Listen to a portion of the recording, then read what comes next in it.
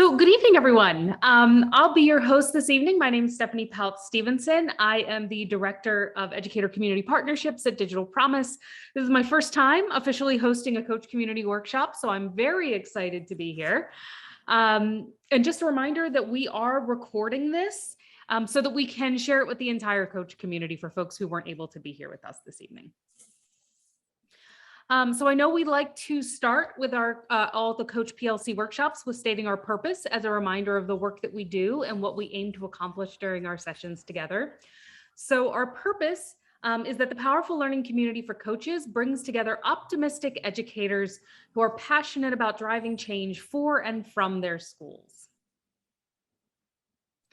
And our community agreements are to speak your truth responsibly, be mindful to remain muted if someone else is speaking, and listen to understand. And one of my favorite things to remember when we think about speaking our truth responsibly and listening to understand especially, is that what's said here stays here, and what's learned here leaves here. So our host, I'm really excited this evening to have my colleague Khyati with us. She's the Associate Director of Professional Learning with the Verizon Innovative Learning Schools at Digital Promise. She came to Digital Promise from Houston Independent School District, where she was the Academic Instructional Technology Team Manager, and she was leading district professional development opportunities and student conferences, and successfully implementing the VILS program across cohort 7 across 6 campuses. So woo. Go Khyati. Prior to that, she was working as an instructional technology coach in Houston, supporting K-12 teachers leveraging technology for research-based best practices. She's also a former middle school teacher with foundational work in Montessori education. And with that, I'm going to stop sharing and turn it over to you. Thank you, Stephanie. Thank you for the wonderful introduction. Let me see if I can figure out how to share my screen. There you go. I'm good. Everybody can see it, the Jamboard. Awesome.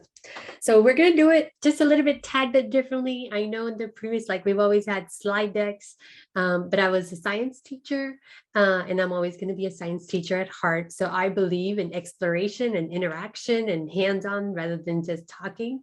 So yes, we do have a coaches panel today, but instead of the panel just like talking through, I would love to get your input and your expertise on anything and everything you have to offer. I believe each of us come with a skill set that is unique to our experiences and everything that's happened and is happening right now. So please feel free to share in the Jamboard itself. To start off, and I think there are people still joining, to start off, we want to do a quick icebreaker. So in this, I want you guys to add an image or GIF that best describes coaching in your school, in your district, or whatever area you're in. Just basically best describes coaching. The way you use the Jamboard is on the left-hand panel, you'll see these icons right here. And if you use that mountain icon, you can add an image. You can search for the image and just add it in. So I can just go to the image. I can Google image search.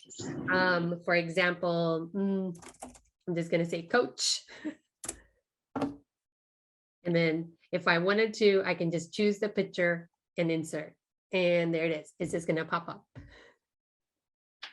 So I'm going to give you guys a couple more minutes and then y'all can move around the picture as well. And everyone should have edit rights. I love it. I love it. Ironically, how that picture and the motivation ended up right on top of that picture, how it got layered, that was pretty ironic, right? So y'all can see, if you find something good, if it's speaking to you, please use this as your, like I call it, the dumping ground. But we do have quite a few variety, there I see helping, I see partners, and then you get a bag and you get a bag and then you get a bag and nobody's got time for that. That's right. That's what we hear from most teachers. So I'm hoping that the session will provide some meaningful strategies and ways that you can take back to your practice. Thank you, guys. I think there's one more that's populating that I just want to see. Ooh, piece of a puzzle. I really like that. Thank you, guys. So today's Today's agenda, we're going to do the introduction of the panelists, then we're going to talk a little bit about the circle of influence, then we'll do the Q&A, and then we have a short breakout activity that follows right after. So co-creating relationships of change. I want to start out with Stephen Covey's circle of influence and circle of concern. So basically Stephen Covey's circles. Have you guys, how many of you in here have read, oh my gosh. Oh my gosh, the book's name just like left my Start with why? Say that again, Jessica? Start with why? No, his book, Stephen Covey's book. 7 Habits of Highly Effective People. There you go. It just came to me. Thank you. So he's the one. Thank you. Okay, so we have one person who's read it. Anybody else who has read that book?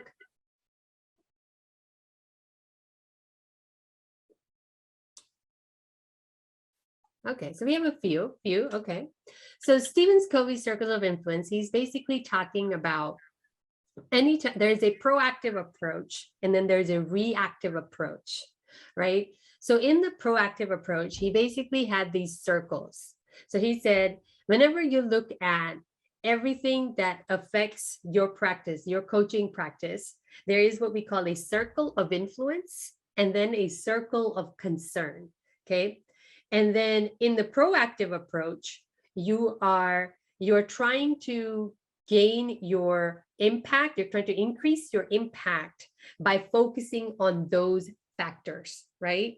And then you have the outside is like the circle of concern. And I'm going to give you an example in just a second. So outside is your circle of concern. So all the factors that are still affecting on how you practice, you know, in a school, in a district, or any practice that you have, like what factors are affecting that, right?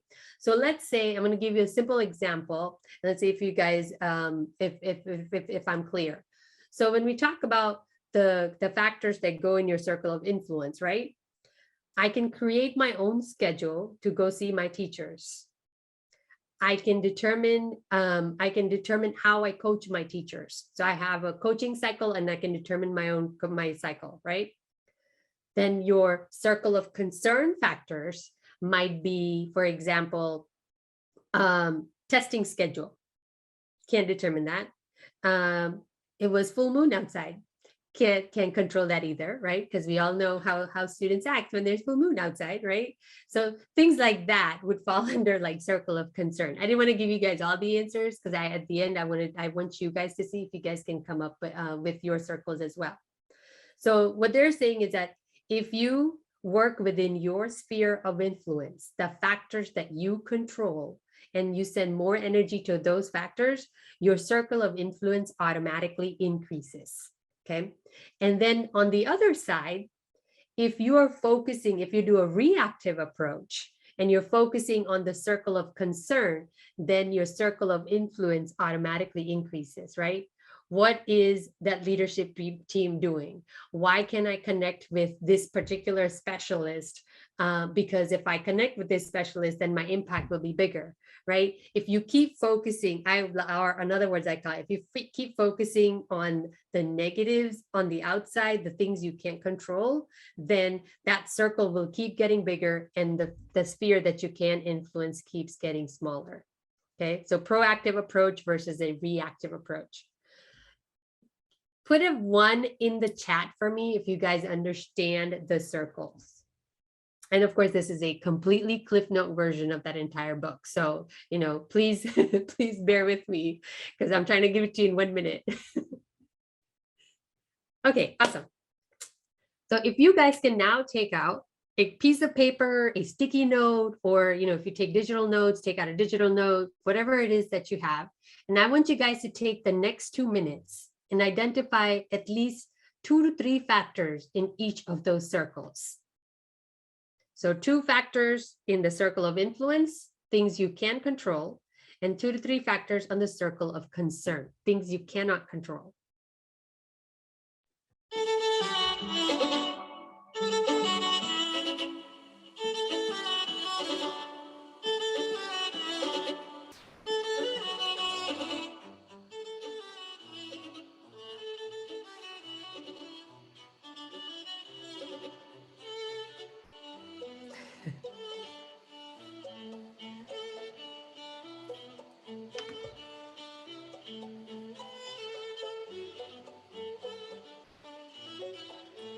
One more minute, guys.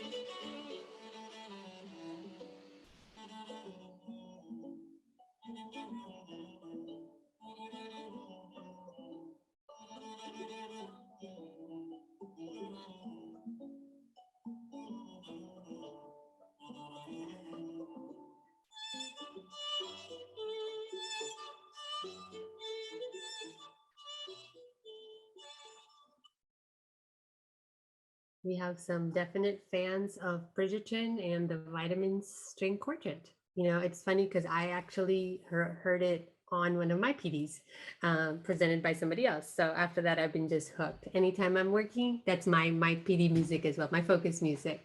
So did everyone get a chance to do their circle of concern and circle of influence? Awesome. I'm not going to ask you guys to share because we will come back to it and revisit it later on. Okay, so we're going to start our panels because, you know, I want to hear from the coaches themselves. I used to be a coach, so I completely understand some of the things that you guys are experiencing.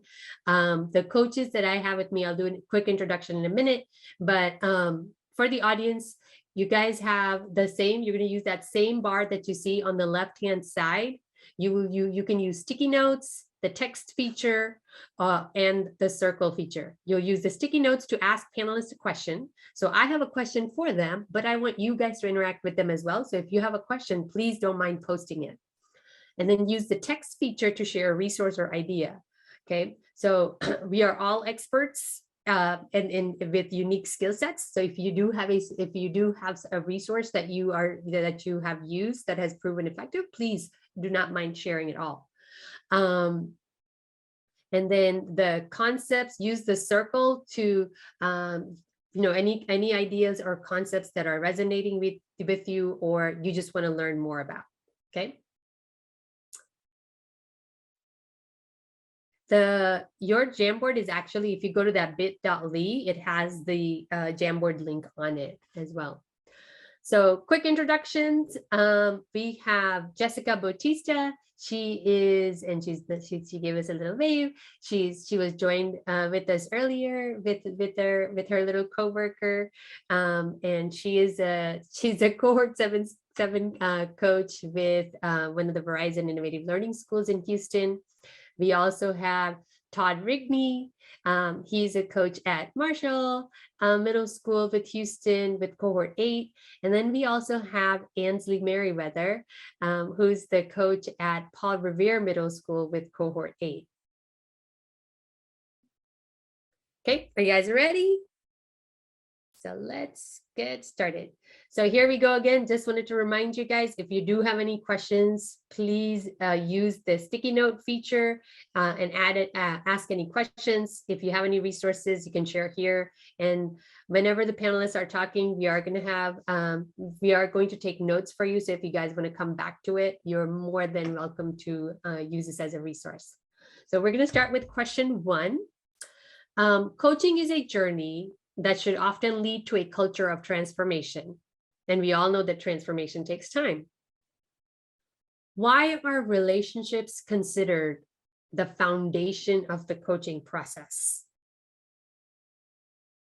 So we're going to go with Ansley first.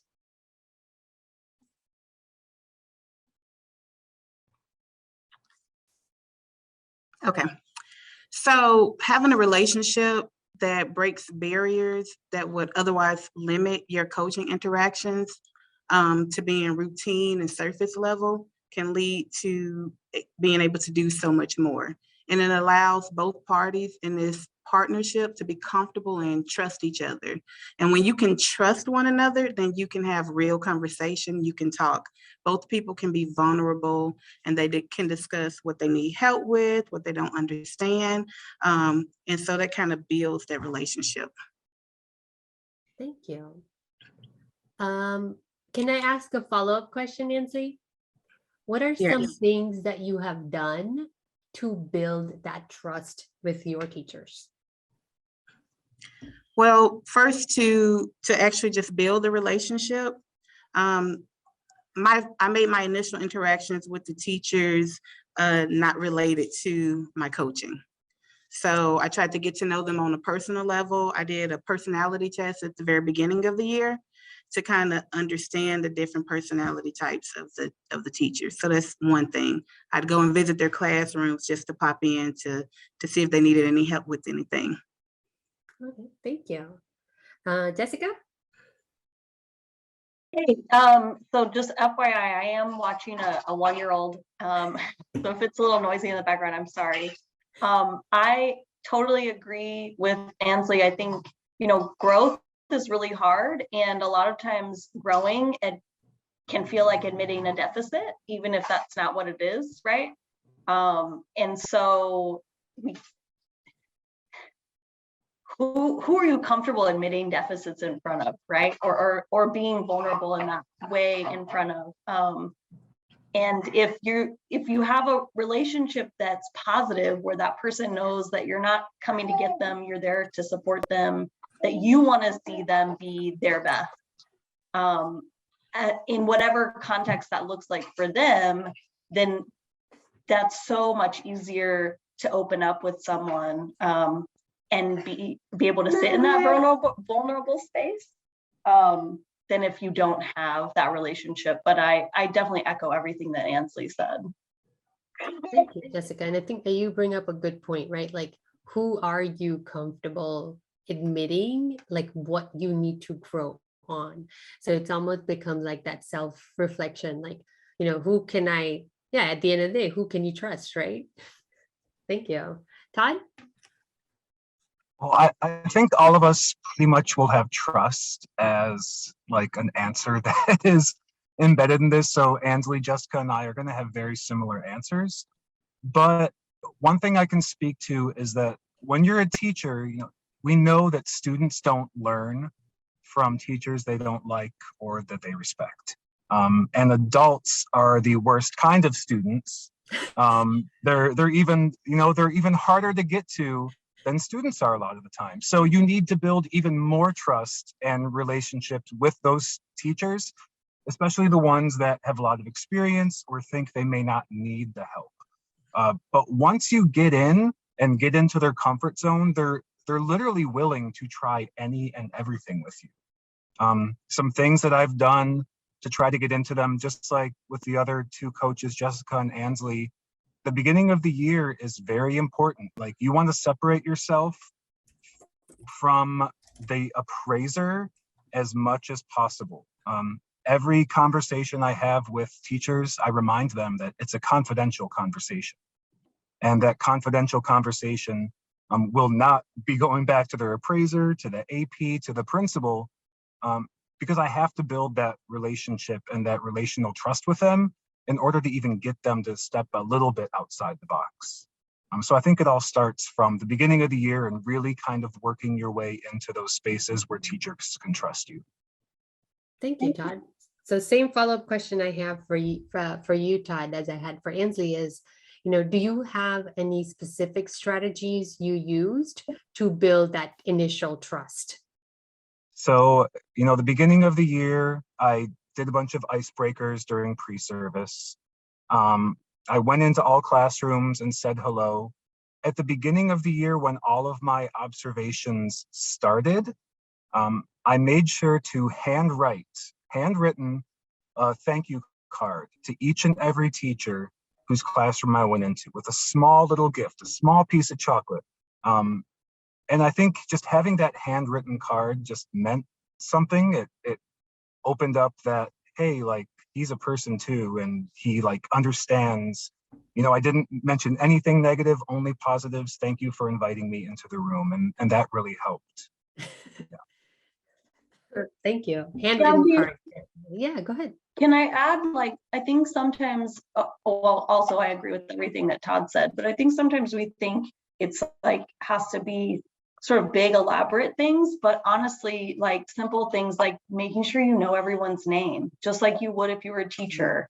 Knowing your kids' names as quickly as you can, knowing something about them. Do they have kids? Do they take care of their mom? Like, what is their background? What do they like to be called? Like just those little things that show you're paying attention to them, and that you actually care about who they are as a person. Thank you. And I think with that last line, I think that's what definitely resonates with me, right? Like, do you really know who you are supporting or who you're responsible for growing, right? Because if you don't know them as a person, then how are you, from which angle are you supporting them? Just based on academics, then you haven't really built that foundational relationship to move forward, right? Are there any questions from the audience to our panelists regarding question 1? Because I don't see any post-its. So, okay, we'll keep moving. If you do have any questions, y'all can always unmute. Oh, we do have one. Would you be willing to share a story? So any of you who wants to take this one? What kind of, muted. What type of story? Of how we built the relationship, or? I was trying to leave it open-ended so that way, if there's something that really comes to mind that maybe illustrates those key points that you were bringing up within your answer, just to be able to, again, just paint that picture a little bit more fully for folks. So I can give like 2 examples. I know one of my teachers that's been a teacher since 1975. She's also a doctor. She has a PhD. And the first time I met her, I called her Miss last name, right? And she corrected me, and I like made a note of it. Like I was glad to be corrected. And I call her doctor last name. And then another like really quick example is our school has enrichment teachers, right? Well, they don't like to be called ancillary at the middle school level at this particular school. So I've worked very hard to make sure I'm like enrichment, elective, but I had to listen to them to get that. Does that make sense? Like nobody said, hey, don't call them ancillary. You kind of hear it through you have to kind of always be listening, I guess, is a good way to put it. Thank you. Anthony and Todd? There was a situation, this is about building trust. There was a situation where I sent the communication out with the teachers about our monthly digital safety activity. And so their appraiser basically wrote up the teachers who didn't complete it on time. So there was one particular teacher who always does it. Okay, and so she reached out to me because she was upset, not necessarily at me, but trying to figure out why she got written up. And so I let her know, because at first she was like, I don't know if I really need to talk to you because aren't you admin? And, but I'm upset. And I was actually able to share something with her to help her get out of that situation. There was like a technicality. And I shared her a piece of an email that I sent, and I shared it with her, and I was like, hey, I'm going to share this with you. If you want to let them know that I gave it to you, that's fine. I won't let anyone know that we had this conversation unless I need to. And ever since then, well, now she comes to me about a ton of confidential things, but she was a little standoffish at the beginning of the year. She's at retirement age. She can retire. So she's a teacher, when I first got there, she kind of peeped me out and, was sizing me up. But after that, she comes to my office and we can have plenty of conversations. So I feel like I've built trust with her. Awesome. Thank you. We'll move to the next question. Oh, how do you articulate and frame your role?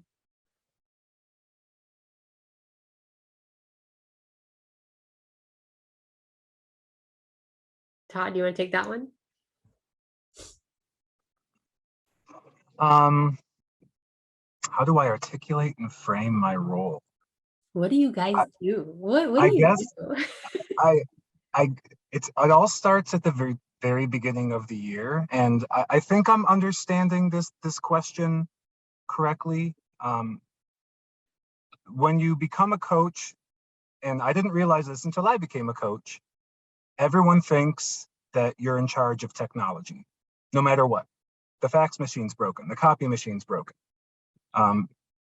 So getting people to realize that your role is very different than someone who services technology is, I think, very important. They have to know that you come from a place where instruction is key, and that comes all about in communication. Weekly communication, posters everywhere, stopping teachers, stopping students, and letting them know, like, hey, I can't help you with that, but maybe this person can. And it's all about communication, really, like letting teachers know that you are there for instruction and helping the process of instruction, not, hey, my computer's broken, fix it. Got it. Thank you, Todd. Can I add something?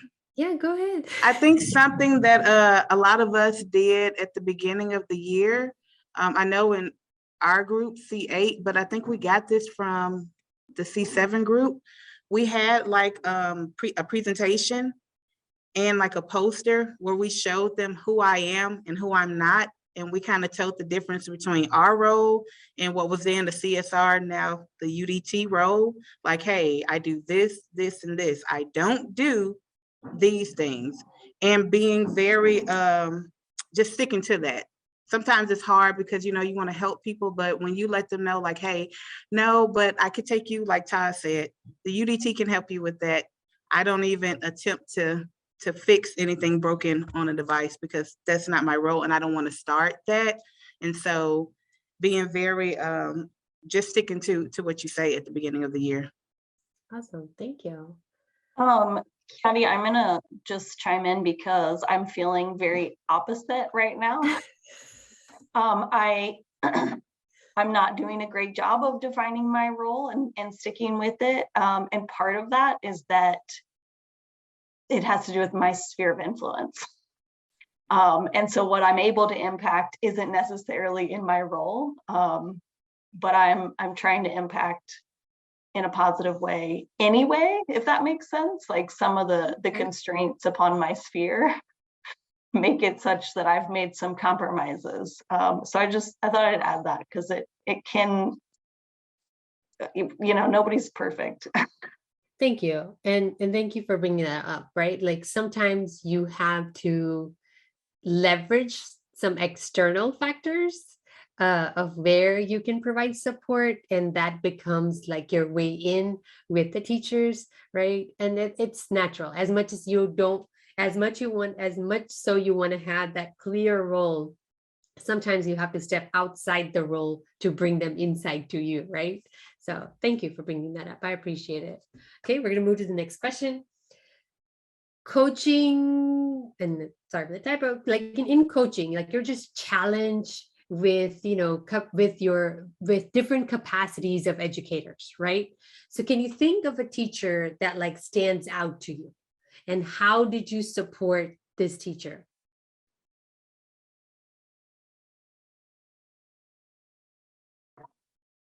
Oh, I'm not muted. I can start if you want, since I'm already unmuted.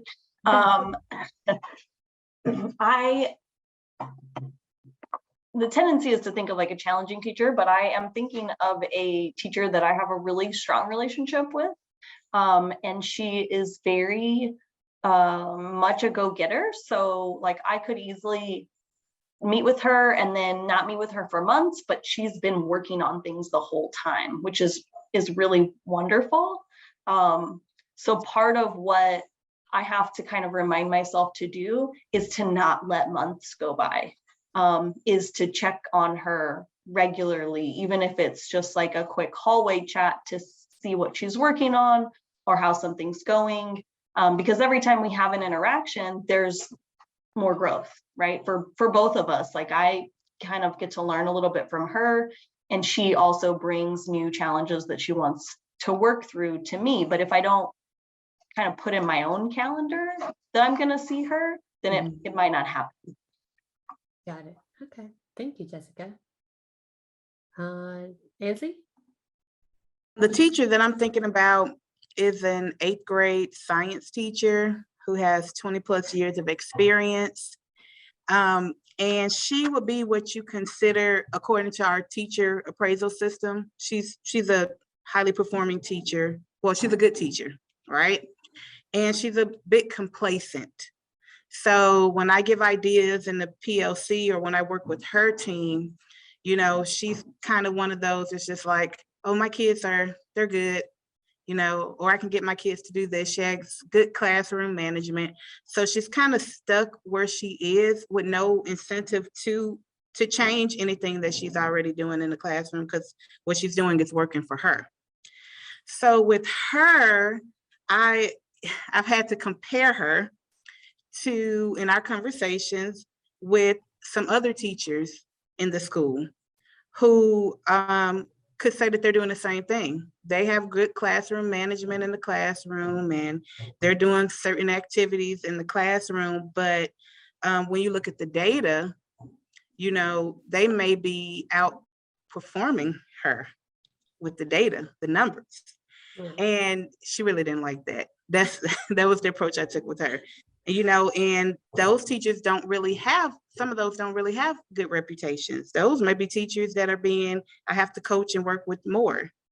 And just that comparison, that was my aim, that comparison. But when we looked at the data, I said, that's great that you have this group of students that you're reaching, but how can we reach all of them? Let's, you know, can we make that a goal? It's great. So if we're great, then let's try to expand and reach all of our students. We want all of the students to grow. So I wanted to take you from good to great. And so how can we do that? And I had to push myself not to get discouraged with her, because it just seems like she had a shield. Every time I showed her something, she's like, no, I don't like that. I use that. And because she did try a lot of things. And so it was just the persistence in that situation. Thank you. Sometimes you have to really keep at it, right? Just come from different angles. Go ahead, Todd. And I think all of us come from different perspectives, and I can only speak from my school, but at my school, my leadership is really, really positive and really, really influential in the culture of the campus. And the teachers are really receptive of the VILS program at my school. So it's not a matter of teachers being hesitant to want to do things, but I did have this one teacher, I'm not going to name names. He excels at Excel, okay? He is the Google Sheets, the Excel guru of campus. And he wants to do everything Google Sheets, like do the taxes with the 6th graders, right? And no matter what I did, like I couldn't build that relationship with him, like that warm, fuzzy relationship with him, which is very much me, right? That's very much me, the relational capacity. And it wasn't like I got to a breaking point, but it was like, okay, I'm going to try something different. And I essentially just figured out what he wanted. And, you know, he didn't want that relationship with me. When I figured out what he wanted was to move up and start doing more trainings for teachers, for students, eventually get out of the classroom and be more of that trainer. Once I realized that's what he wanted, I utilized him, and I'm still utilizing him pretty much on a monthly basis to do teacher trainings, to create things for teachers, to kind of show administration that he's useful. He's really, really great beyond just teaching 6th graders. Mm-hmm. And now this teacher will essentially do anything I throw in that direction, because now I have that relationship where I thought it was a relationship of warm fuzzies, where it was really a relationship of what do you want? What can I do for you? Thank you. Yeah. I like having self-reflection in the goal setting on the states and districts evaluation group, right? There we go. Any questions from the audience?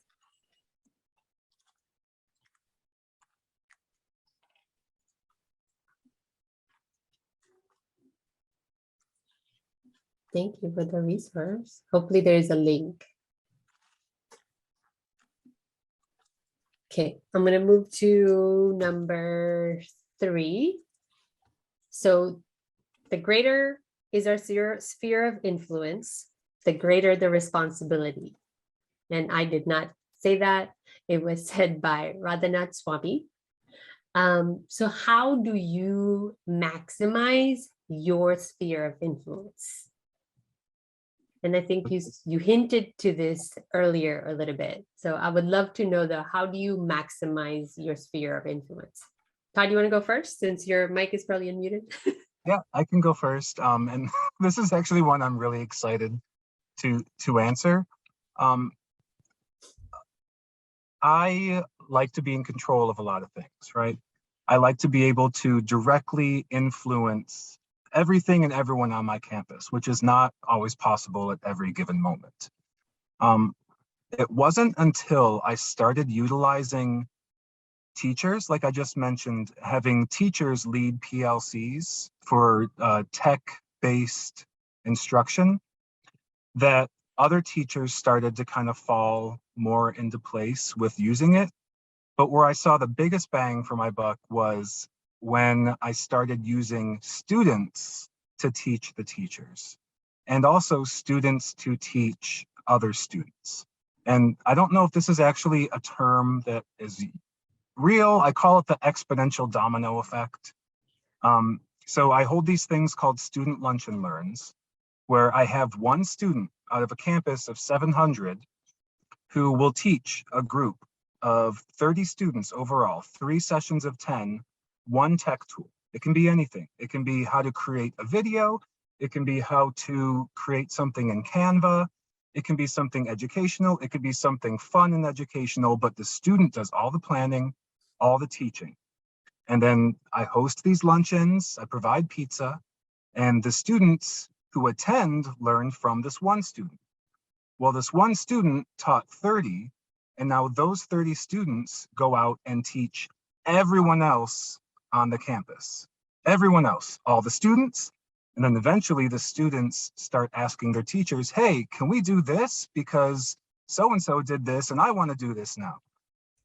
So it's just strategically utilizing students because they are the ultimate stakeholder, right? And when they do the teaching and they do the learning and they start wanting something, you know what's going to happen in the classroom. So I think that's the best way, in my opinion.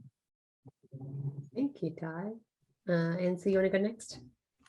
Yes, so my campus is, I would like to say, almost completely opposite of Todd's campus.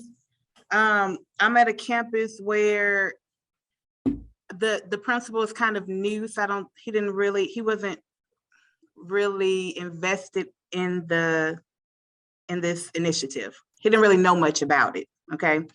And so he's still trying to understand my role. And so I have to kind of insert myself wherever I can find a little space to do so.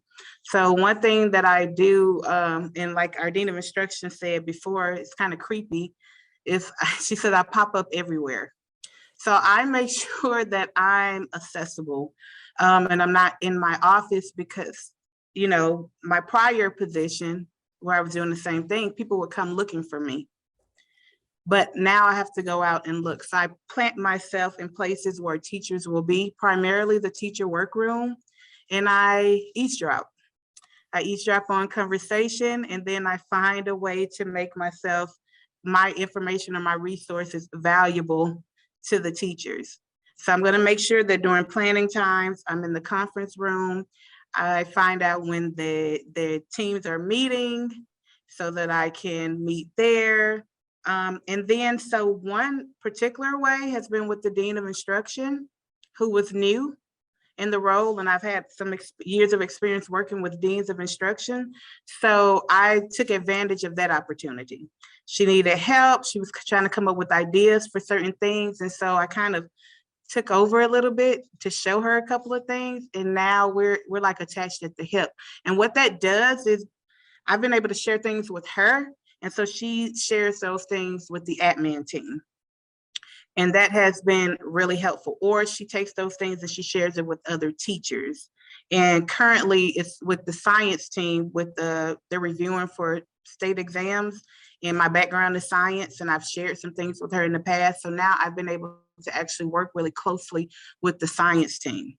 So I kind of infiltrated that with her, and that has actually gotten me to be able to reach more people on my campus. Thank you. And Jessica? You know, I know that sometimes I'm not necessarily going to be the right person to influence a teacher. So it may be, I think Ansley spoke a little bit to this. It may be that I have to get to know someone else. Sorry, there's a toddler eating next to me. It may be that I have to get to know someone else, right?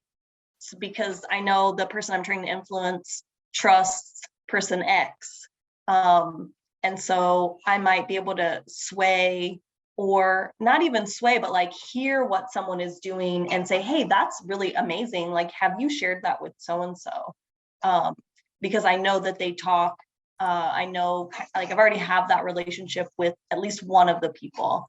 And then I don't know, there's a question, Khyati, I can't quite read it though. Oh, I see the question. So it says, how do you follow through on accountability for teachers implementing their next steps and new learning after rehearsing in a coaching session and then before the next class visit? So basically, how do you create that accountability piece with your teachers? So let's say you talked about, you guys get it. Go ahead, Ainsley. I'll go because I was really bad at this a couple of years ago, and my former principal kind of coached me on it. So at first I would coach the teachers and then give them all of these examples. I might make resources for them, create activities for them and everything. And then I would go to a class. I would give them options like, so what day would you like for me to come? Or when would you like to do it? And they would always push it off. Like, oh, not this week, not next week, I'll let you know. So something simple as telling them, hey, next week on Wednesday, I'm going to be coming to your class. Which period will be good for you? So narrowing that down for them. And then that's one piece, but actually doing it. So following up and reminding them, hey, tomorrow I'll be there during, as we agreed, third period, and then making sure that I go, because we can get really busy, but we have to follow through on what we say we're going to do. Otherwise, they'll think it's a joke. And so I do that every time. I make sure I put it on my calendar because I will forget. And I'm just like, they're like, hey, I'm so excited. I'm ready for this activity, and just let me know what you need help with. And that may be something else that I say when I'm reminding them. Was there anything that you need some help with to make sure that, you know, tomorrow's lesson goes great, or anything I can assist with? Kind of letting them know, hey, I'm still coming tomorrow like we agreed upon. And so that's one way they know to look for me if I say I'm going to do something. Awesome. Thank you. Jessica and Todd, did you have anything to add? I just want to second Ansley said, like, if you say you're going to do something, do it. I think that in addition to like getting the job done, helps you also build that relationship and trust, because man, the number of people as a teacher who told me they're going to do something for me and never showed up is almost all of them. Right. And so those people that actually do the thing they said they were going to do in a school, like, are outliers already. Yeah. And it's really amazing when you get to be that person. Yeah. And be able to be around that person. Something that y'all are saying is turning my phone on and off. Like, so Google's listening, just saying. You guys are giving some really good tips for Google, just saying. Like, I have my phone off, and every time this keyword just comes on all of a sudden. But thank you. Todd, do you have anything else? Yeah, I definitely third what Ansley said and what Jessica said. And it's all about persistence. You know, if I don't give up on a teacher. I'm almost like that, and that's where the relationship comes in. I'm like that annoying, like nagging little brother. Like, hey, when are we gonna do this? Hey, when are we gonna do this? Hey, when are we gonna do this? But always from a place that's positive and like, hey, I'll come model this for you. Like, hey, let's try it during this period. Hey, let's do this. To the point where I think they just get annoyed with me. But then they realize like, oh wow, that's actually really cool. Like, thank you for showing me this. So the follow through for sure, but also persistence. And that's where that relationship really comes into play.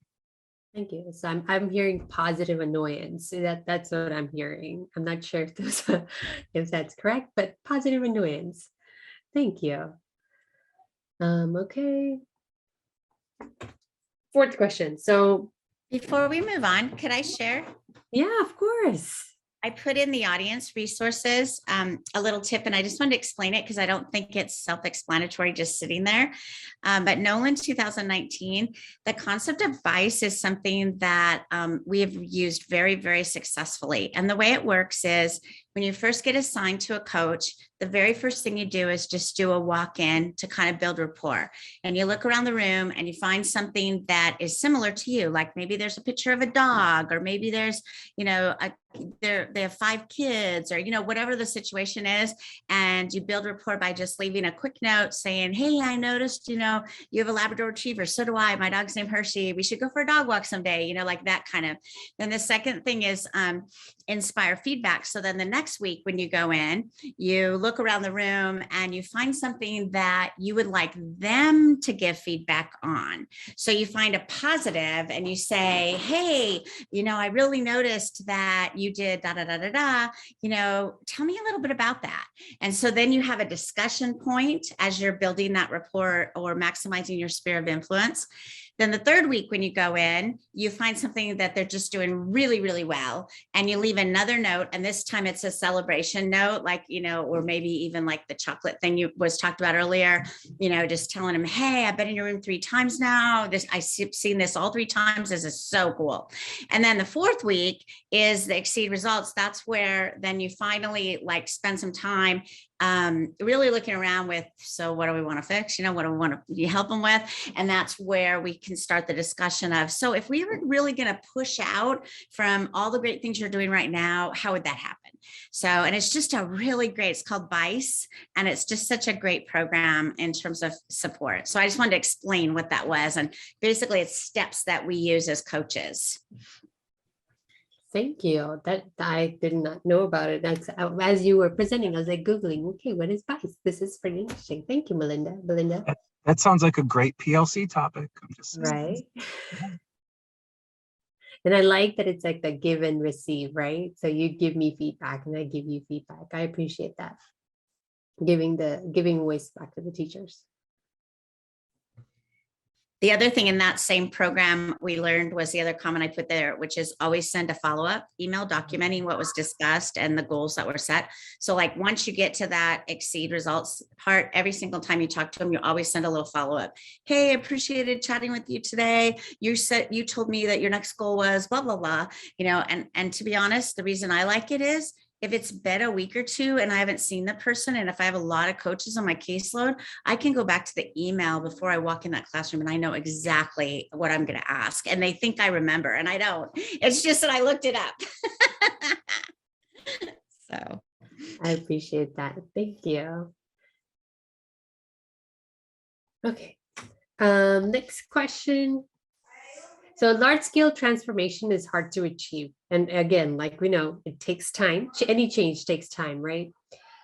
Can you share steps that you have taken to reach those hard to reach individuals and still maintain that communication with school leadership?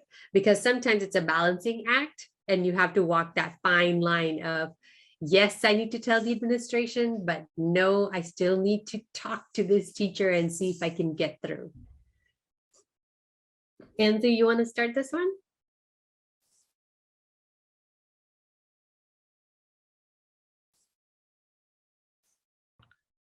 Okay.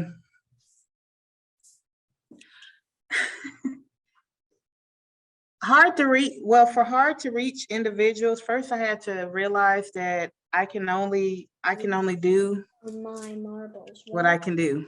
And to stop at the beginning of the year, I was stressing out because I had these ideas and these goals of what I wanted to do and how everything was going to be perfect with my teachers and everyone was going to love me and we were going to be great, have great coaching relationships. But the reality is there are some people that I just have not been able to build a relationship with, no matter how hard I try.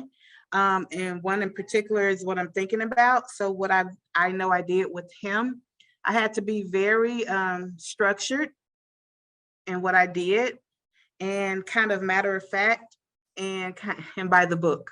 So my angle with him came from the appraisal standpoint. And that's what I had to do because everyone gets appraised on the campus, right? So everyone has a goal. And so for him, I kind of looked at what his goals were in our appraisal system because he set those goals himself, right? And so that came from that was what he was interested in. And so there were some things that I needed some teachers to do, and he always seems to be the one who never does it, ever, with anything. And that fine line was like, okay, do I tell his appraiser, right? But then we'll never have that relationship, right? Don't be the snitch.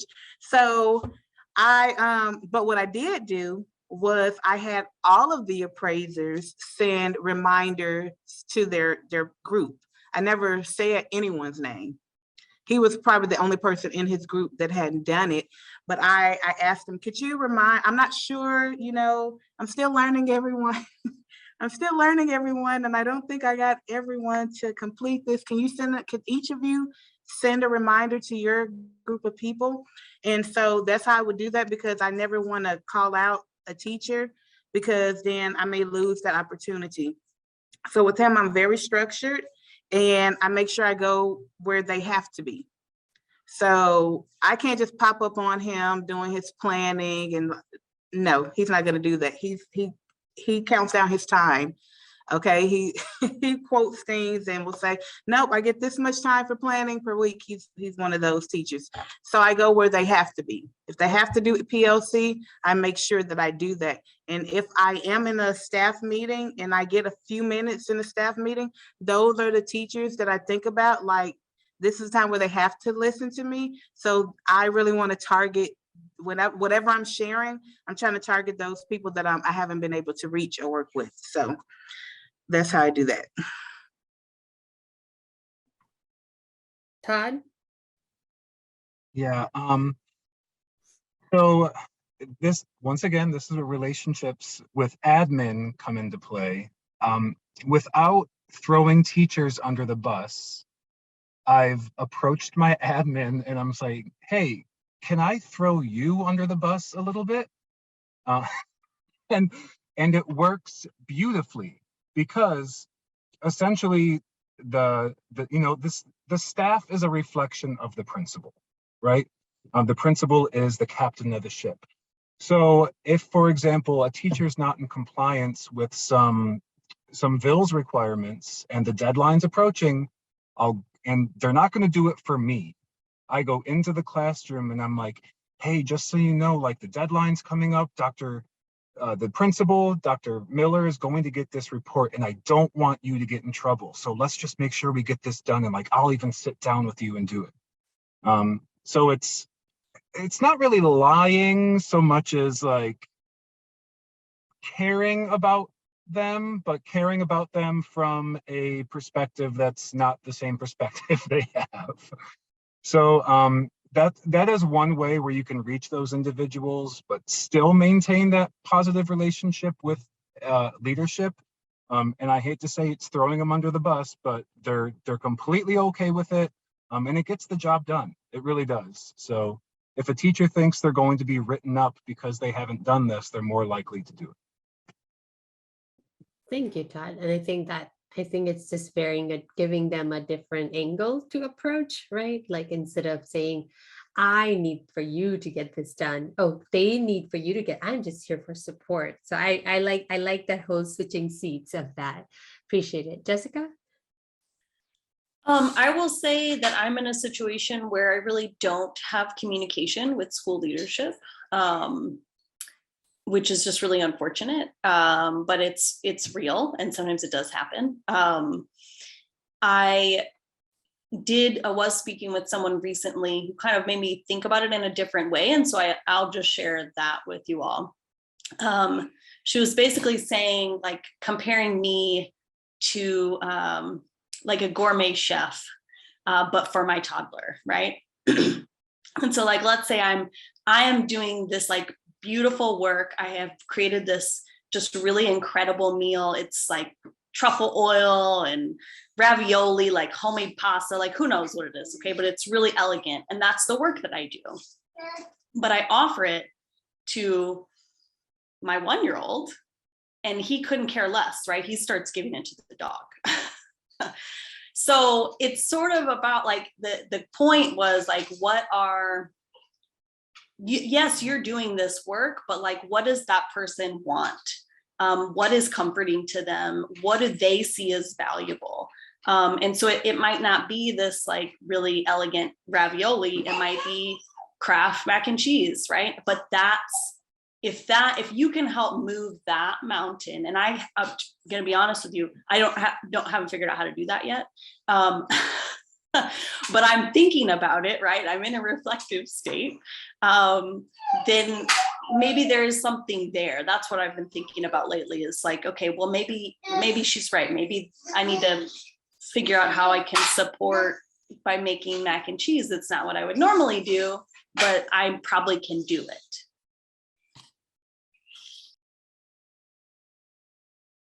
So we do have, I see a question. So which coaching structures are most supportive of you moving change? Like classroom observations with writing feedback, or, coaching cycles. So basically, like, from your perspective, which coaching structures are most supportive of you that, with that transformation?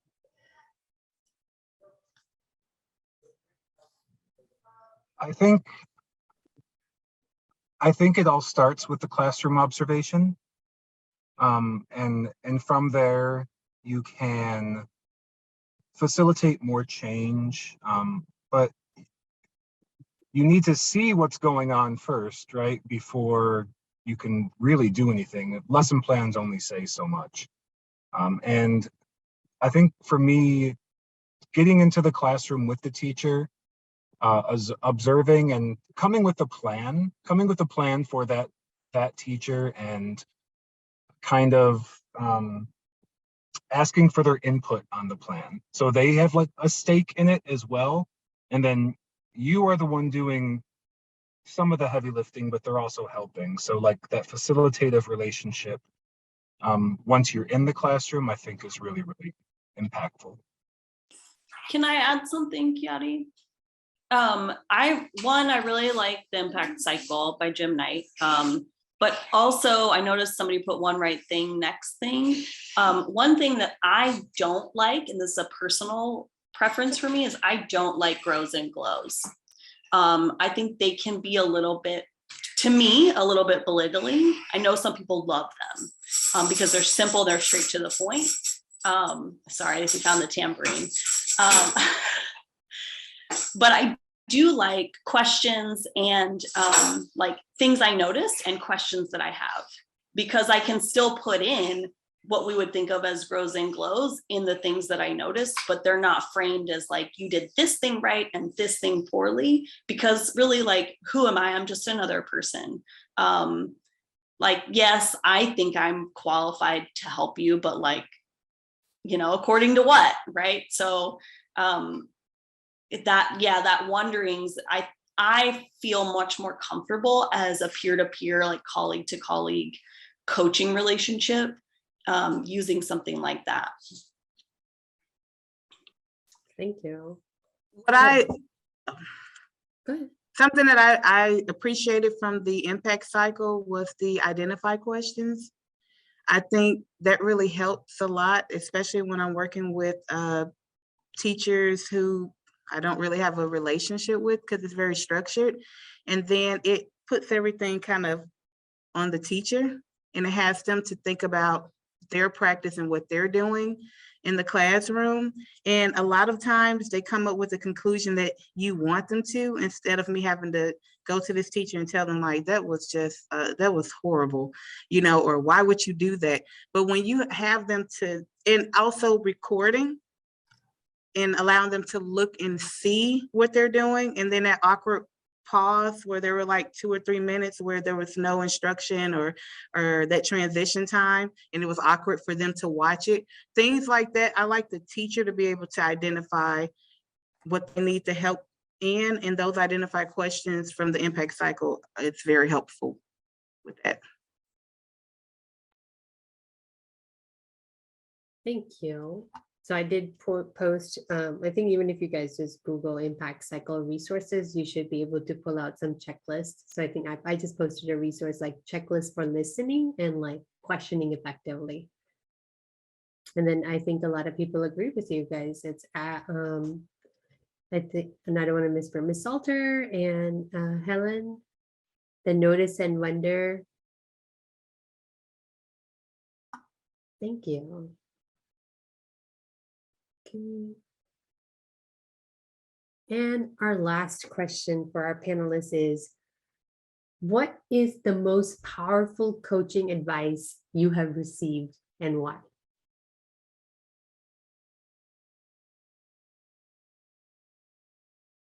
Jessica, you want to take go first? Sure. I guess I'm thinking about things that I don't know if you guys can hear him or not, but he's chatty. Things that you've said to me in the past, Khyati, really sphere of influence, right? That circle of influence. And really, I think about that all the time, as what can I actually control? And then how can I go about making some sort of positive change in that sphere? But I will also say that in working, especially with other coaches and like newer coaches, it's important to remember that at the end of the day, me as the coach, I don't have to do it. Like they have to do it. They have to be the one to do the work. So if you think about what you're doing as a coach, and is that going to get them to do it? Like in a meaningful way for sustainability, not just like for compliance, right? Mm-hmm. But sometimes we think, oh, I'll just tell someone to do X or to do it like this. And is that going to get them to do it long term? I don't know. You have to really ask yourself with that particular person, is that going to work?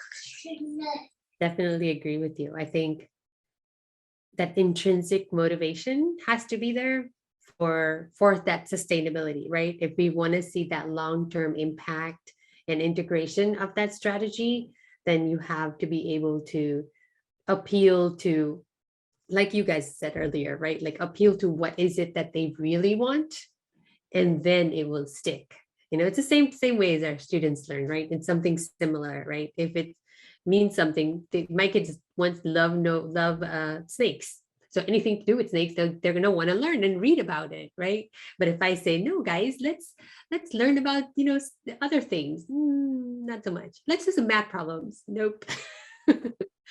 Okay, I'm not going to start the rant, guys. Ansley or Todd, who wants to go next?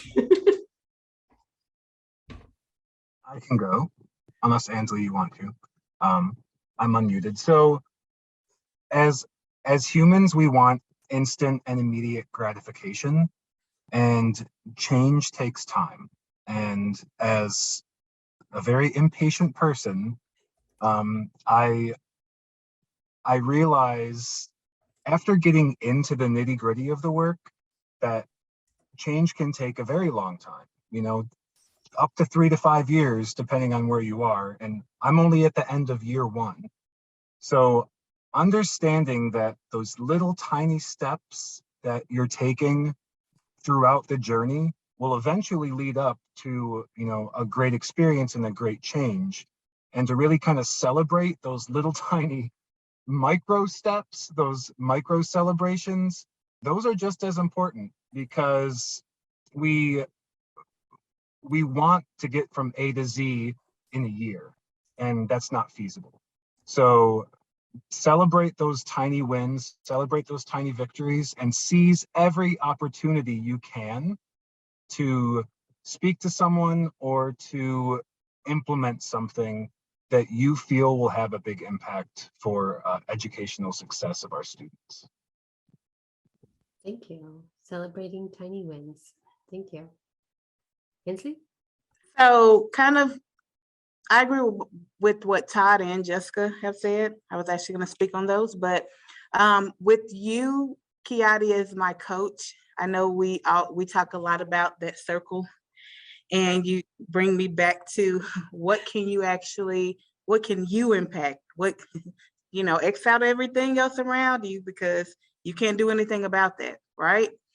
But also what another person who coaches or mentors me said, you kind of have high professional standards and expectations because of how you work. Now lower them for the people around you. And, being realistic. Everyone does not have the same work ethic that I have, in expecting to see me in everyone else. I have to be realistic. So having realistic goals, and then being okay when they're not reached. It's not the end of the world.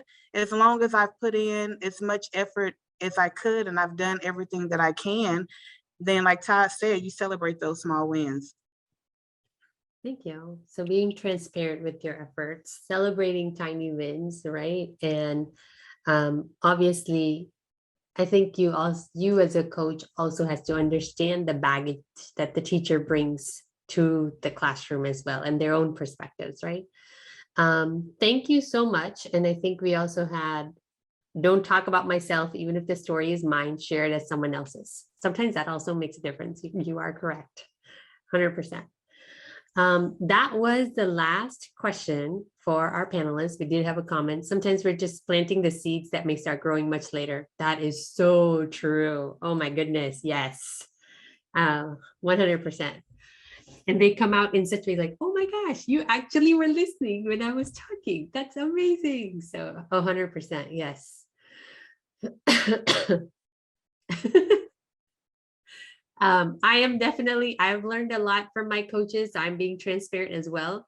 So these are my coaches that I support, but I have learned a lot from each of them as well. Like I mentioned earlier, each of these coaches have unique skill sets that they bring to the table and a whole different perspective.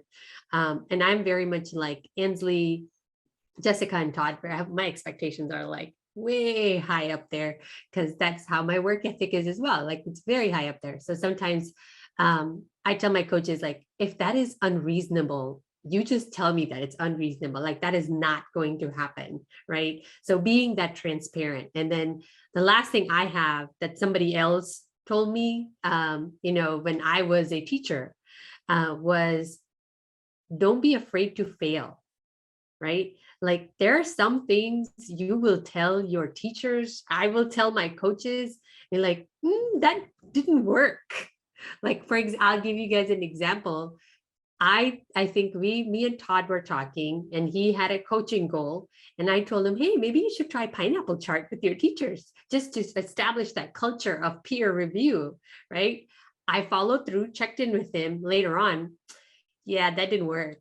That's too much work for my teachers. It's not going to go well. I was like, oh, okay, well, we tried. I have something else you can try though. And, it's just something like, it's how you view that failure as an opportunity to learn. Oh, okay. So maybe your teachers are not there yet. It's testing season. You're right. Some of the factors I might not have taken into account. So thank you so much, guys. I don't want to keep talking. Thank you, Maya. I don't want to keep talking because I want to make sure that you guys have an opportunity to take some of these things back and implement and talk about like maybe what is something that is meaningful and relevant to you as well. So thank you, panelists, for answering all the wonderful questions and answering our questions from the audiences as well. So I want to move us to a breakout room. So hopefully we have breakout rooms that we've created, Jen, right? And in this breakout room, what we're gonna do is we can probably have what, three and three, like two, maybe two rooms. I don't think we need, oh, we are out of time. Okay, never mind. Thank you, Stephanie. I'm so sorry. But we did have a breakout activity plan for you where you guys can, you guys can do this. So the factors that you wrote earlier, that circle of influence and the circle of concern, I want you guys to focus on those factors and see if you heard any solutions as the panelists were presenting, and possibly come up with the next step.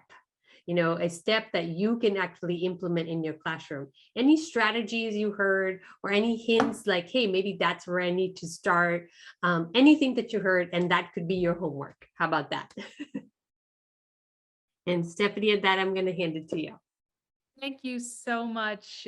Really appreciate everything that you have shared here this evening. If you wouldn't mind, I am going to take screen sharing.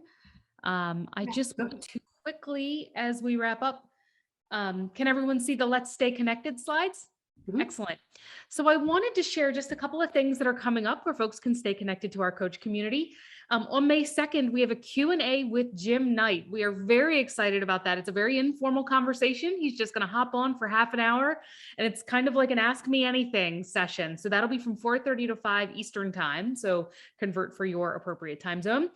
Then at the end of May, we have Surviving Your Coaching Day. So we'll have another workshop. We have another wonderful guest speaker from our Vills team who's going to guide us in that. And then don't forget about your small group special interest meetings. I connected with our community managers earlier, really excited to hear about the conversations that you're having there.